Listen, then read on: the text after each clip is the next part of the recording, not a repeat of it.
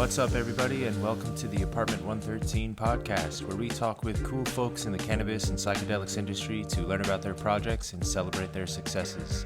My name is Rob Sanchez. This is episode 12, and we're joined today by the founder of Forte Operations and the Grown Group, Brytany Melville. Forte creates custom SOPs and business processes required for licensing and running efficient operations. Find out more at forteops.com. That's FORTEOPS.com. Enjoy the show.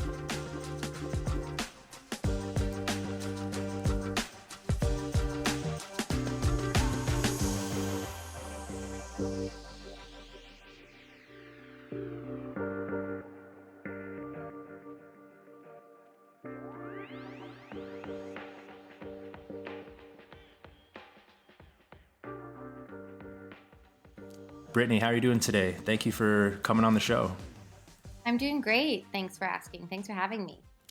Yeah, no, I think it's a conversation overdue, the importance of SOPs in the cannabis industry. And you came highly recommended by our first guest, Munir Haq, over at Cure 8. Yeah, definitely not the most exciting thing to talk about in terms of cannabis SOPs, but I always say operations are the backbone of retail organizations, so they are super important. Right, like without some of the administrative details or the process and standards there, we wouldn't have the industry that we all know today, or we wouldn't have any consistency in brands and in our products. Yeah, definitely. And especially in such a highly regulated environment such as the cannabis industry, it's extremely important, I think, to operationally standardize everything just because of the nature of the environment we're in. Yeah, and you're based in Canada, and if I recall, you had some experiences in the early days of Canadian federalization. So you saw maybe on a first-hand account of how much these SOPs are needed. Yeah, actually, going back to Munir, your first podcast attendee, he opened the first store on legalization 1017 with me in Winnipeg, Manitoba. We call it Winterpeg, Manitoba. At that point in time, none of us really knew any type of standardization, or we actually didn't have SOPs at that point. In Canada, they aren't part of your application requirements. So essentially, you could open a store and run fairly rogue.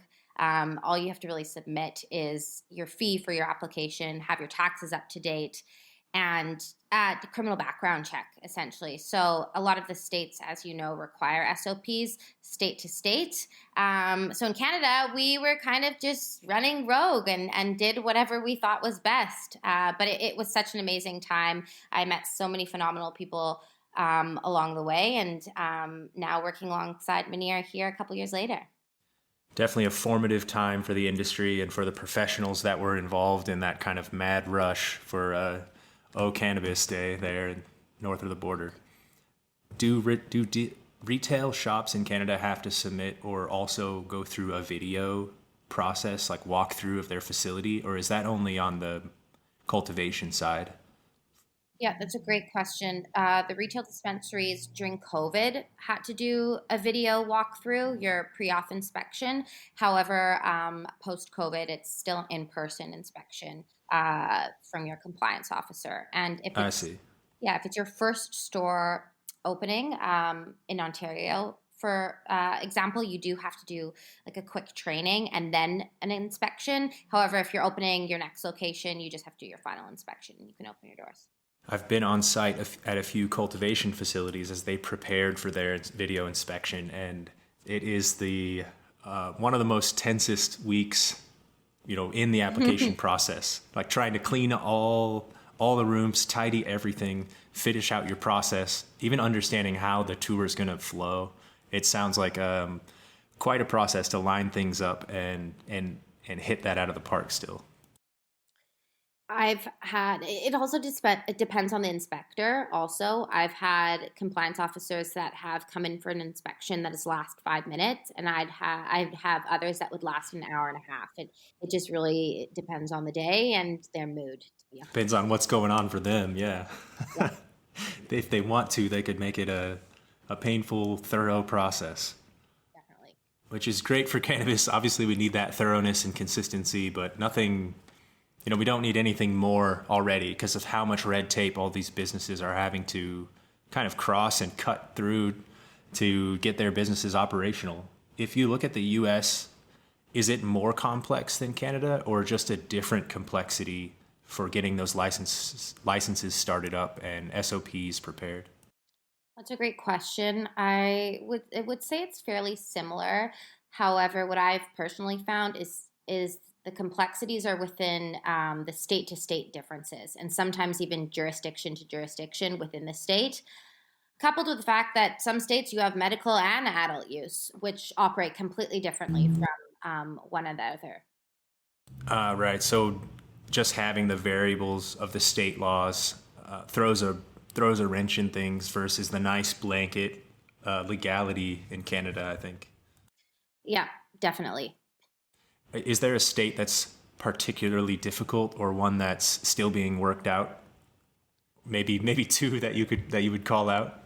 I would say New York right now. Everything's ever changing. I swear every day there's new news and updates and movement with New York, and it is a challenging state. Obviously, it's going to be a massive state, super exciting for tourism alone, and hopefully these stores can get open over the next couple weeks, months, because the card license holders, which are the social equity applicants, are just waiting and ready to go, and we're hoping that they could open also.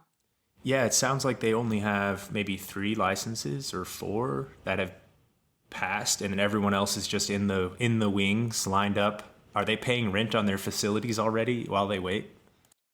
Yeah, I think there's now, I want to say 5 stores that have opened, which still it should be way more than that. And I imagine that the people that have signed leases and their builds are ready to go are probably paying their lease. The issue also was the fund that was tied up from the state. There wasn't any funds really for these social equity applicants.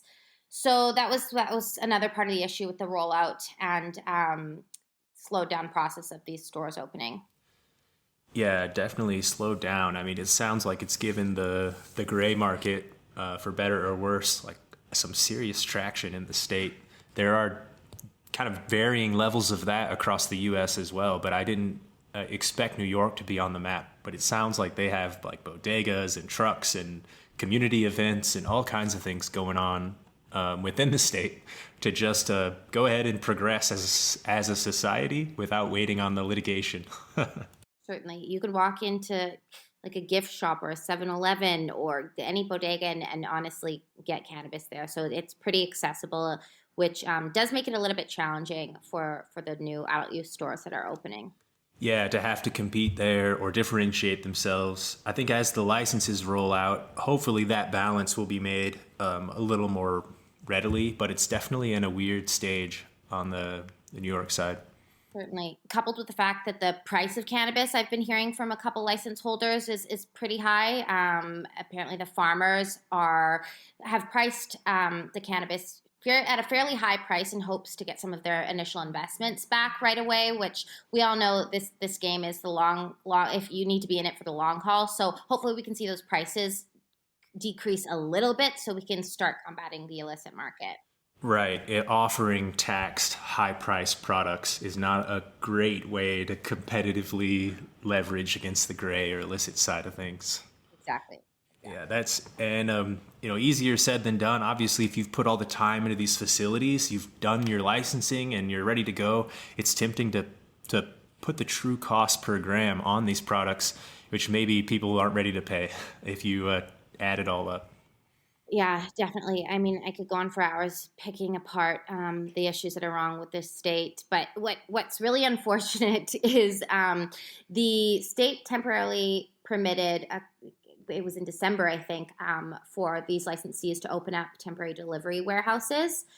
However, a lot of these landlords won't sign a lease for 12 months, and if they are offering to sign a lease for 12 months, they're wanting like double the rent that these people are going to have to pay, coupled with the fact that you still need to staff, security, cameras, everything. So the business model doesn't really make sense. Yes, people want to start getting money, but it just honestly financially is really challenging. Right. Everything has to be kind of at the right time or in the right order as well as just getting money or just having the initiative or the ambition to get it done. Exactly. And where did you, or what position did you start at there at the Winterpeg location? Mhm. Actually, it was a funny story. I was living abroad in Indonesia where there was the death penalty for cannabis trafficking. So honestly, I was not consuming any cannabis at the time, except when I was in Right. international waters.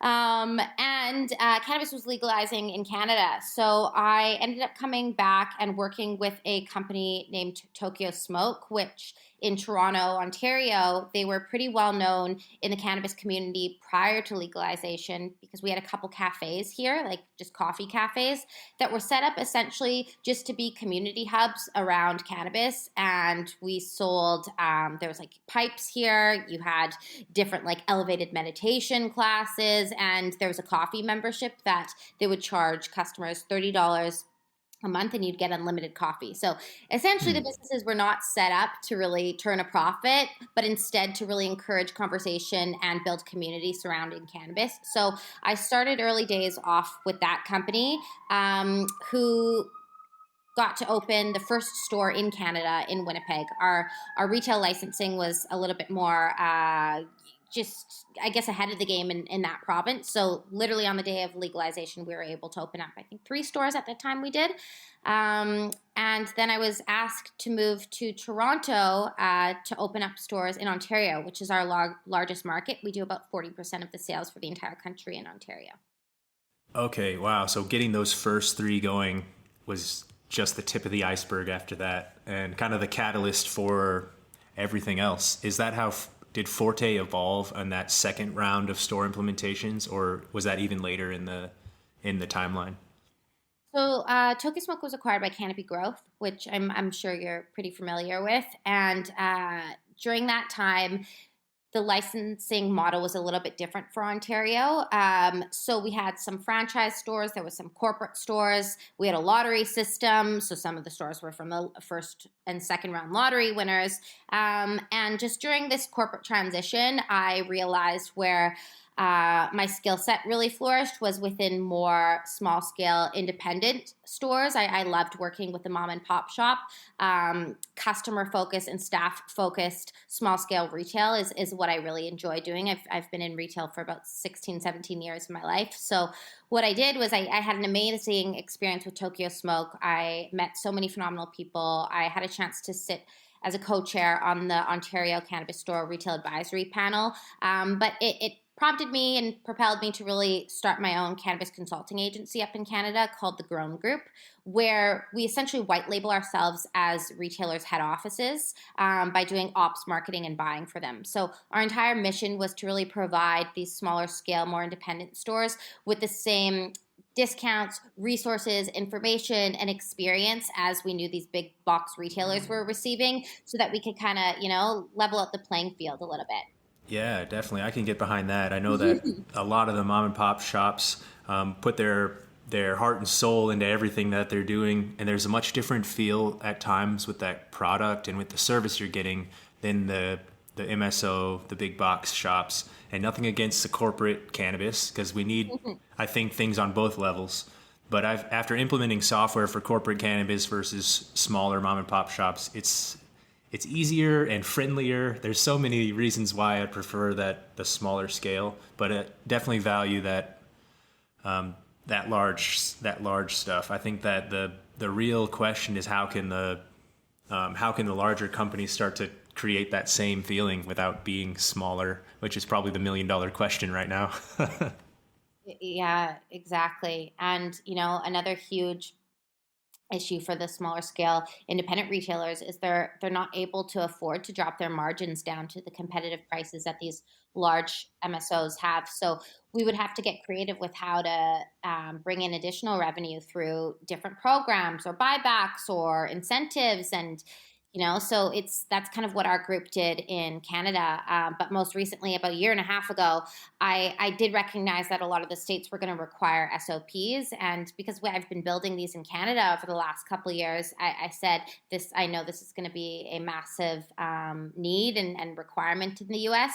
I don't have a dev background, so hence why I reached out to the Curate CEO Eric, who we have a longstanding amazing partnership with, and that's where Forte SOPs came. So essentially, we write custom and we customize SOPs for every single state. So not only processes that help you get approved within your license, but actual tools and resources that you can pass off to your store manager so that they can open and scale and operate in a competitive landscape, and really run and scale their business.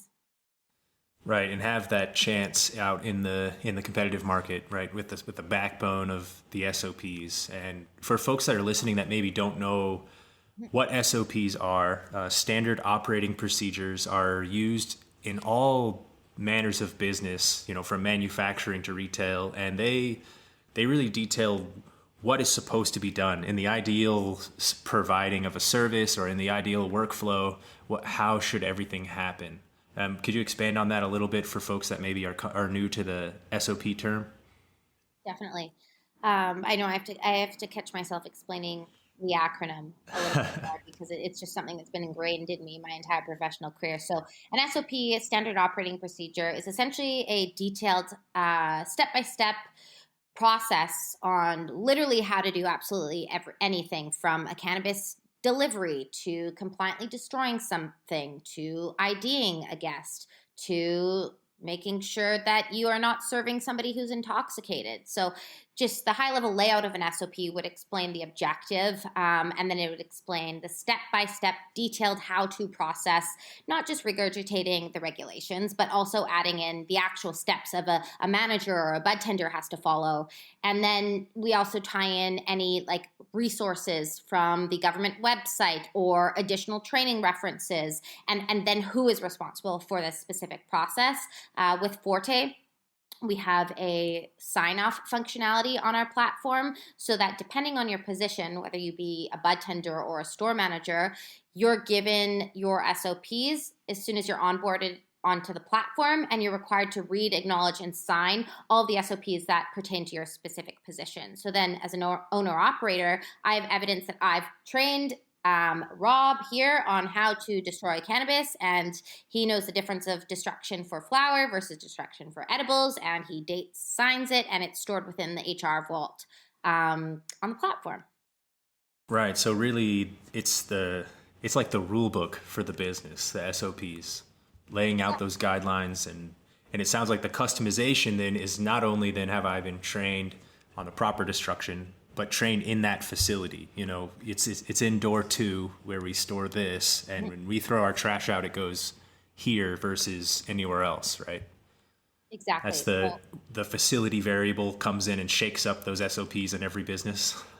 Certainly. I'll give another example. We had a recent client that we onboarded that had been operational for about a year, and they didn't have an inventory process. They were just kind of ad hocing inventory. So what we did was we went and did an audit of their entire weekly and monthly inventory process, basically gutted it and made a suggestion on how we think inventory should be done, and weekly and monthly moving forward, from who should be involved, what scanners you should use, how often, what time, how many people, how you do the inventory adjustments within the point of sale, how you do the reporting afterwards. And so yeah, that's an example of something that we won't just give you a template on how to figure it out yourself. We'll work with you to customize it based on best practices that we've really observed over the last years.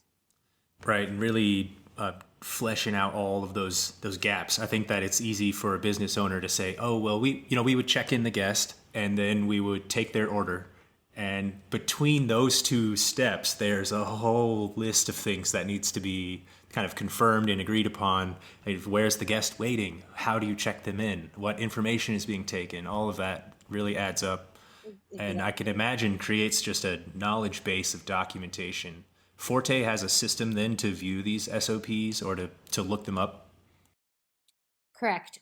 We have them stored on a branded Microsoft SharePoint website that we build for the client, and it essentially Awesome. acts as an HR vault and intranet that houses all of these SOPs, all of your tools, and are accessible to literally every single employee will have a login, but a bud tender wouldn't have access to the same tools as a store manager. So, for example, like a P&L report, a store manager would have that, but like a bud tender wouldn't need to see something like this. And the point and objective of really implementing a standard like this right from the get-go is so that when you're scaling your business and bringing on more people, it's so much easier to do that when you have this level of standardization, because your businesses will all operate the same. You can walk into one back of house and it'll be operating this as the same dispensary that you have maybe in another state, because you have these processes and procedures put into place right from the get-go.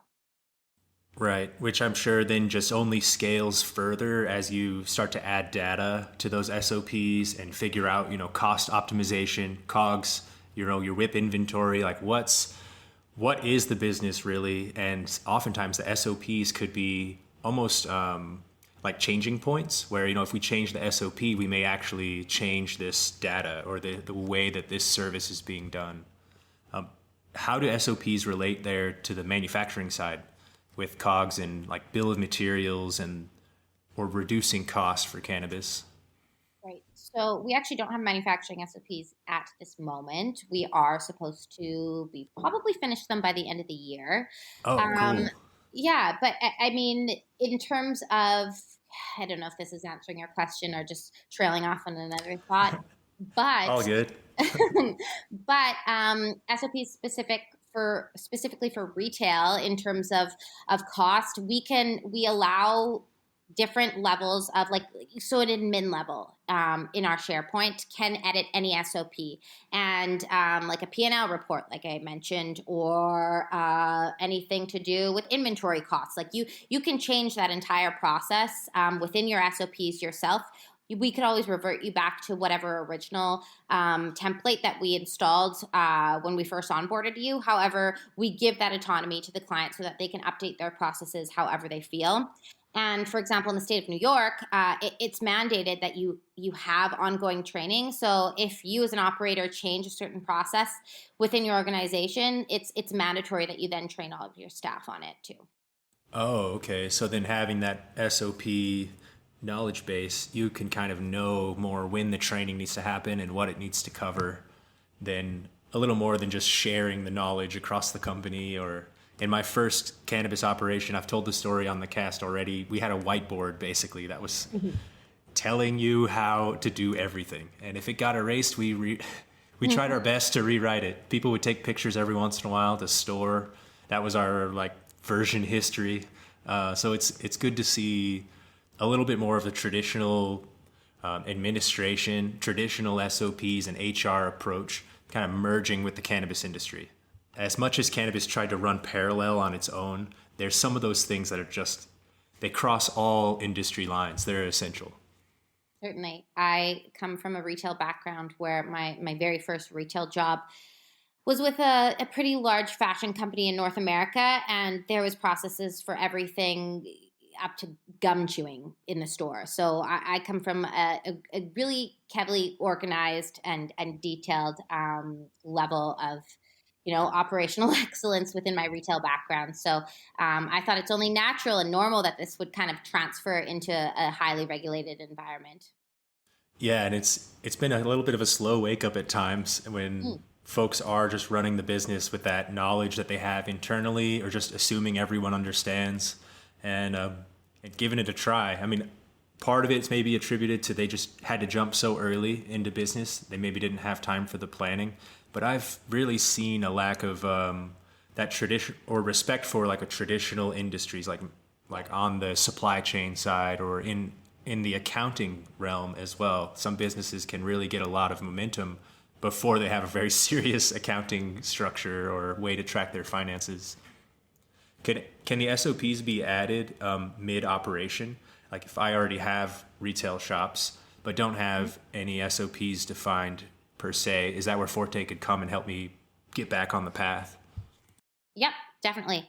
Some of the states, the SOPs that are required for your application don't cover all of the SOPs you actually need. Like they won't tell you how to do your exact hiring process, or if and when you have to terminate somebody, or how to track all that information, or how to optimize your Google business listing, because we're in a regulated environment where cannabis isn't allowed to be advertised. So how do you navigate around that? So a lot of those aren't required in your application, but in my opinion, should be required within your business in order to remain competitive and to really, have a fair go at this industry. So yeah, definitely, we can certainly jump in and help refine current processes and build new ones to an existing store that's already operating.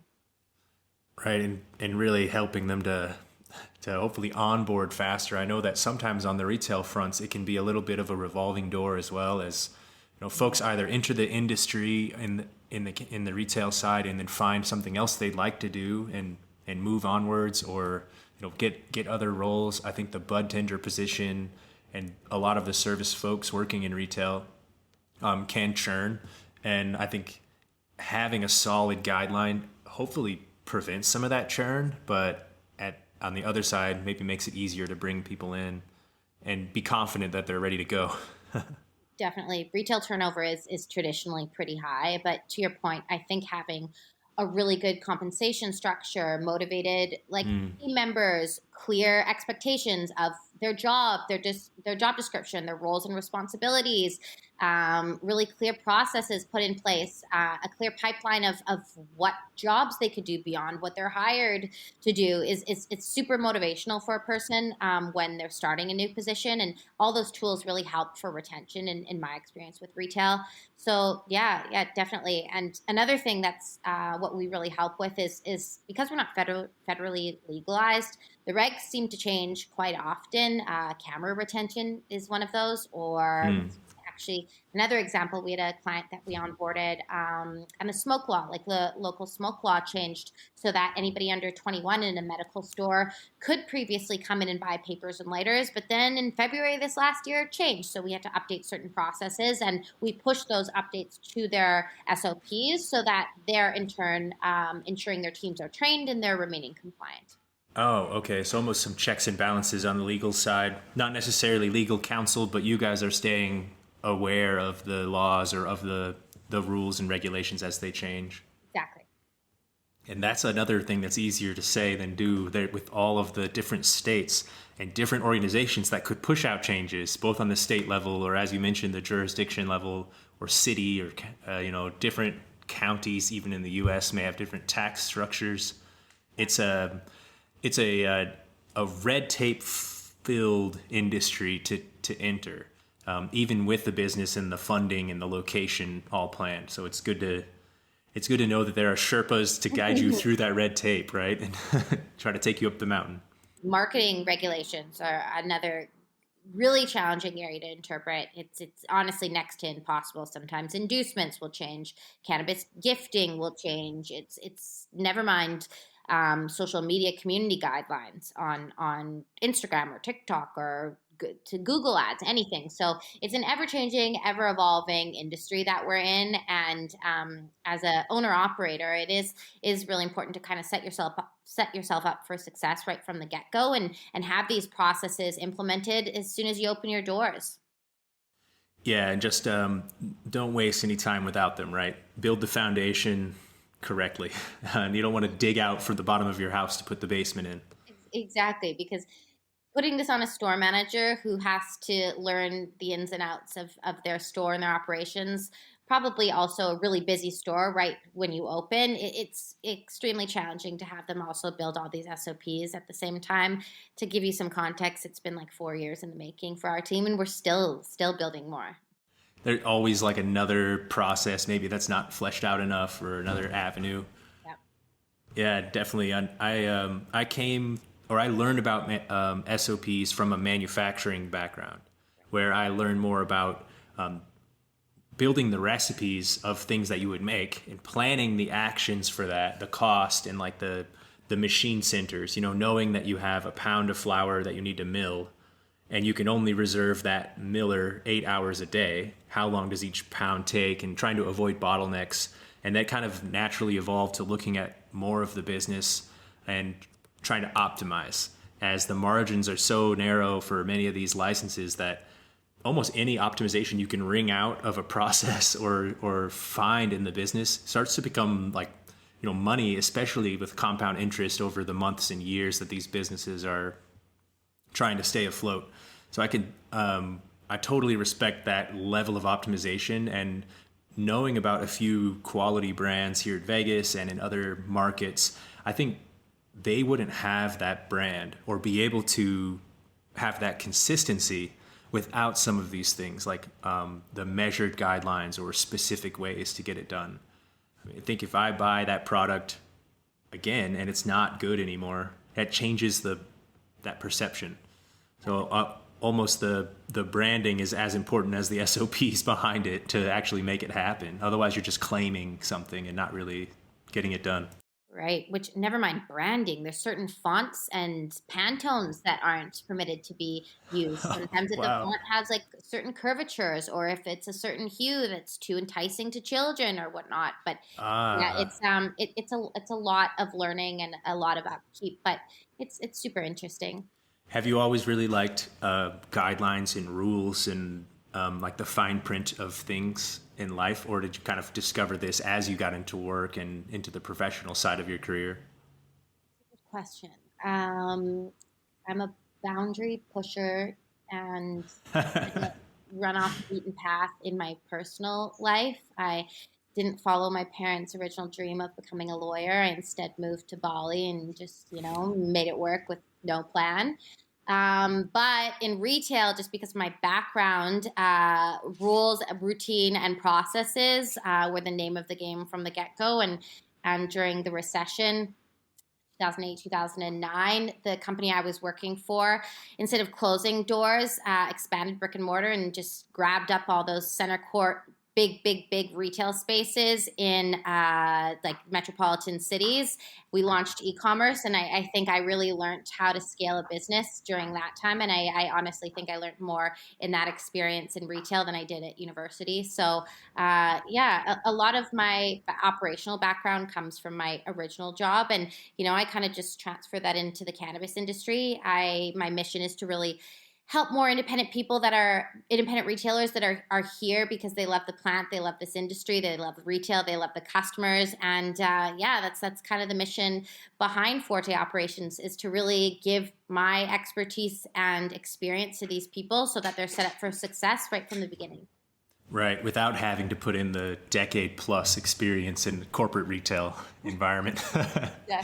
Yeah, and that's really cool story to hear that they were able to push so hard during a time of recession.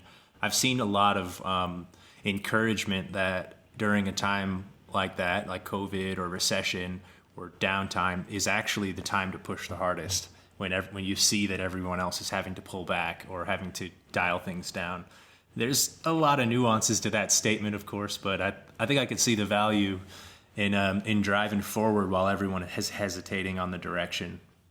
And you mentioned you were a boundary pusher, and I feel to do that, you have to have a pretty good feel for the rules, especially with a potential lawyer background there. I imagine that some of that plays into it as well. I like to learn a lot of the rules and processes behind the technology languages I work with, and I kind of attribute it to reading a lot of rule books as a kid. Like for games, I just wanted to know how the game worked, really. And when it came to playing it, it was like, I'm interested in that too, but did you see on page 36 that this rule actually conflicts? I was that kid. Yeah, I feel as though because this industry is filled with so many different regulations and regimented routines and that we need to follow, and different regs from state to state or province to province and federally to provincially, it is extremely challenging to be successful, especially in a highly competitive environment. So creatively navigating around the regulations was something that I made my mission to do. For example, I knew there was a little bit of a loophole in Ontario where we could technically have consumption in the dispensaries, and this I sort of discovered a couple years ago. And as long as you weren't combusted, as long as there wasn't combustion, like smoking, there was no regs mentioning that you couldn't have like a beverage or an edible in the store. So we're actually the first store that had like an edible bar, and we had s'mores that we made, and then we had cannabis mocktails made in there so that we had customers hanging out and consuming within the store. Obviously, to make sure they weren't getting into a vehicle and driving away, but as long as people weren't Yeah, smoking in the store, it was totally 100% compliant. that's a great example of, read the fine print. Mhm. Read those regulations and make sure you thoroughly understand them. On the Yeah, con- and I think I realized that the regulators, the inspectors, they're not here to slap you with a fine and make you close your doors. They want these businesses to be successful. So the regulators are your friends. You just need to work. You have to build a good relationship with them and work to find a solution that's safe and compliant for everybody. Right. It's not an us or them. It's a necessary evil from an operator perspective, but honestly, it doesn't have to feel that way if the relationship is good and you want your own business to thrive. So meeting the restrictions or regulations is kind of something that should fall in place. On the consumption lounge front, have you seen very much of a push in the US? I know that our consumption lounge progress is very like hit or miss. There's a little bit in California, a law passed in Michigan, but there's not really lounges. There's a few more popping up. I think one in New Mexico, some plans in New Jersey, but it's all really early on the consumption side. Yeah, really early on the consumption side, and we haven't fine-tuned and released any SOPs yet, just because of the ups and downs of that section of the industry. And personally, I've seen it extremely challenging to be a profitable business model, just because of, I'll give an example. When somebody buys a cannabis beverage, if it's 10 milligrams or more, one beverage, chances are they're not going to buy 5 or 6 of those, because a lot of people, one cannabis beverage, which won't cost you too much, is going to get you pretty rocked. And you're not going to Yeah. sit there and keep purchasing more. So unless the regs permit for food to also be served within the same vicinity, it is a really challenging business model to be profitable.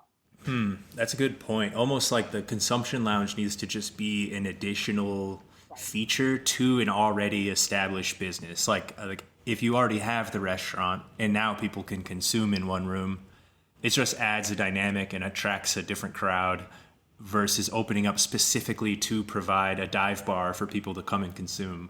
I think Exactly. I can see that for sure on the edible side. I would chance 2 or 3 of those 10 milligram drinks, but I'm going to get real tired in a few hours. There's no Exactly. way around it. Yeah, and like an average spend for a customer coming in being $20, but sitting there for an hour and a half is really challenging. So to your point, maybe having a consumption lounge attached to a dispensary, so somebody could purchase their cannabis and then go outside in the dispensary and consume it, and maybe also buy a snack would make sense.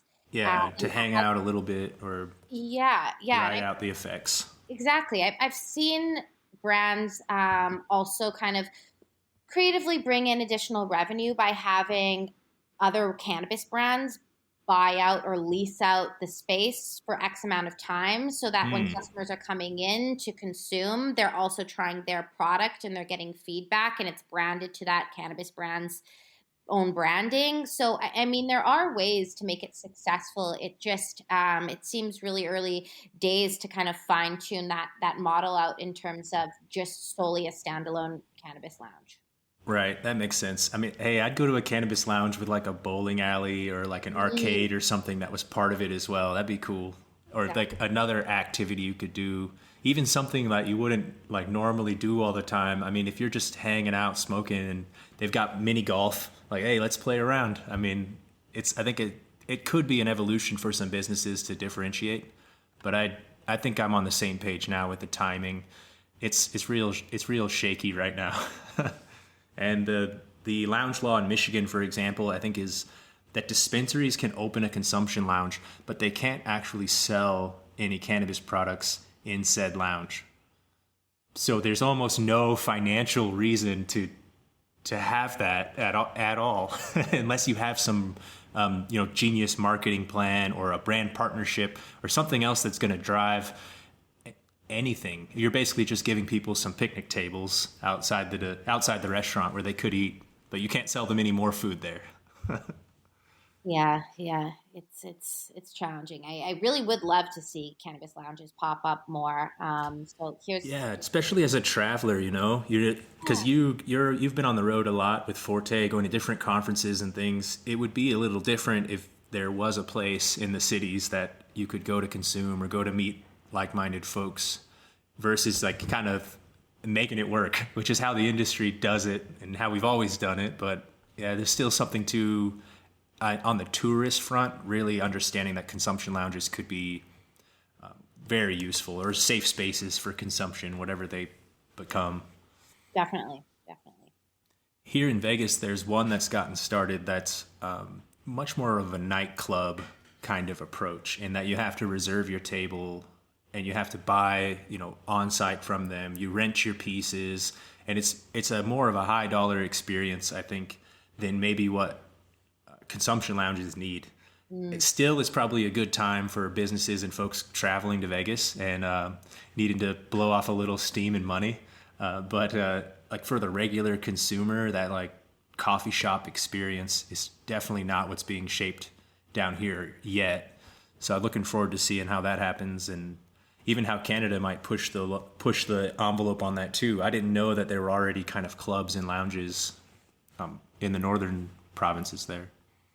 Yeah, there's one company that's getting away with it. It's kind of a loophole. They have a research license at the back of one of their dispensaries. So what an additional stream of revenue they have are there's brands, cannabis brands on the market that are going to be releasing product that they want tested. So they pay to have their product at this research lounge, and then customers come in, they pay depending on if you're having a joint, or if you're having like an edible, or if you're having a concentrate, if you're using a bong, if you're using a rig, they charge a different amount, but and then they pay that, it goes back to the business. So they're making revenue from the customer coming in and paying, and they're also making revenue from the brand paying to have their product tested. So it's Hmm. a little bit of a loophole there in terms of a consumption lounge. There's also a couple outdoor ones, which technically aren't fully legal, but depending on the structure of your lease and if you own the building, you can sort of get away with it too.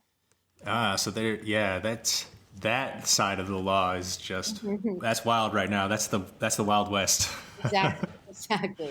Yeah, awesome. Well, what else is planned for Forte? Where will you be traveling next, or which conferences will you guys be popping up here in the near future? We're heading down to Miami for Benzinga next week, which our team is really excited for. We it's cold up here in Canada, so I'm excited to have a little bit of Multiple reasons. sunshine. Exactly, Yeah. exactly. We were just at Lucky Leaf in Missouri. That was awesome. It was great to just, I don't know, meet people down there. It was my first time there, and those stores are extremely successful. The first 200 stores, I think, that opened did about $100 million in the first 30 days. So lots, It's wild. yeah, lots of room for growth in that state. And kind of as we were talking about earlier, the lottery is due to open up this summer, so we should see another round of stores opening up, hopefully late summer, early fall. Yeah, I think that application window, that first one in Missouri, is maybe the second week of June or so. I don't know how long it takes to get through it, but it'll be interesting for sure. That their micro business approach with that lottery is going to keep some mom and pop shops in the mix, and actually regulate that they interact with other micro businesses. So it's harder than for a corporate MSO kind of business to come in and sort of be that big fish and just splash everybody out. I think there's going to be some growing pains with that. That's some restrictions to be limited to only smaller operations. But again, that only enforces the need to finesse and understand your business and your operating procedures. Certainly.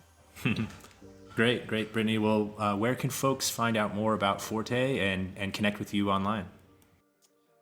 You could visit us at www.forteops.com, or me on LinkedIn. It's Brytany Melville. Brytany spelled Brytany. Thanks so much for having me.